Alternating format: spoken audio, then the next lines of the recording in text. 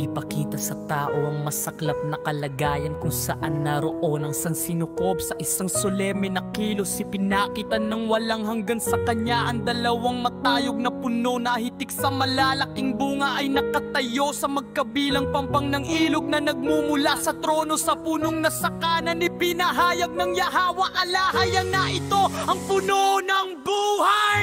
Monumento ng kaharian ng liwanag sa punong nakatayo. Sa kabilang pampang naman ipinahayag na ito ang puno ng kaalaman ng mabuti at masama. Isang sagisag ng paghihimagsik sa pamamagitan ng pagkain ng bunga ng puno ng buhay. Maipapakita ng tao ang kanyang pagsunod sa malilikha na siyang pinagmumula ng buhay at liwanag. Ang pagkain naman sa kabilang puno ay paglilipat ng kapangyarihan sa kaaway upang pamunuan ng Siyon ang di maiwas. Ang resulta ng akbang na iyon ay ang walang hanggang kamatayan, hindi lamang para sa tao kundi para sa buong sangnilikha na bababa sa kaguluhan sa ilalim ng paghahari ng paghihimagsik. Matapos pagmasdan ng dalawang matayog na puno na naglalarawan sa kanilang mga bunga ng napakabigat na pananagutan, si Adan ay nagpatira pa sa harapan ng manlilikha na nagsasabi ikaw ay karapat-dapat, Yahawa!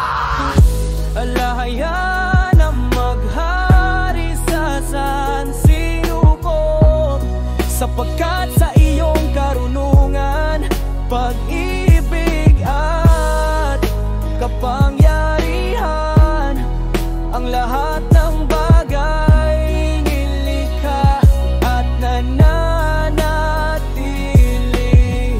Sa araw ng pamamahinga, sa gisag ng pagtatagumpay ng Yahawa, umapaw ang papuri. Ang lahat ng mga anak ng liwanag ay sumama sa tao sa pinakamaayos na awit ng pagpupuri. Sa kanya na ang kadakilaan ay walang katulad, na masid ni Satanas at ng kanyang mga tagasunod. Nang may pangamba ang dakilang pagpapakita ng walang hanggan na saksihan nila ng may pait ng kagalakan ng mga tapat sa harap ng pagluklok sa tao. Isang pangyayari na nagpapulaan sa malulupit na paratang na kanilang inihagis laban sa pamahalaan. Makaalahaya puno ng galit at pagkabigo, kanilang tiningnan ang kanilang malungkot na kalagayan. Kay bigat at kahiya-hiya ang pag-iisip na mawawala ang kanilang mga balak na paghihimagsik sa harapan ng malilikha, gaya ng mga anino ng gabing iyon. Gratitude. Kung maaari naisip nila, pupunuin nila ng kadiliman ng araw ng pamamahinga at papawiin ang anumang pag-asa ng tagumpay sa isipan ng mga sakop ng walang hanggan. Sa huli, sa kanilang pagsasaalang-alang na unawaan ni Satanas at ng kanyang mga pinuno na may pagkakataon sila sa gitna ng arhid ng Eden, sa mga mataas na dako ng Sion.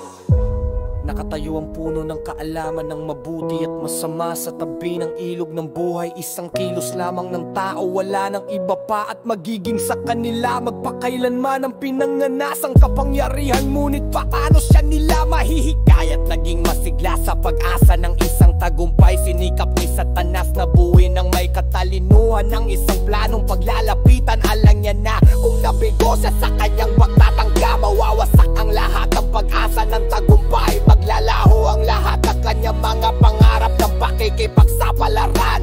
Napagpasyahan niya na ang palilin lang ang magiging kanyang makapangyarihang sandata. Hindi ba sa pamamagitan nito ay nabuhay ang mapasa ilalim ang isang katlo ng mga hukbo ng langit? Maghihintay siya kung gayon ng isang paborableng sandali upang ihanda ang kanyang pagkubli.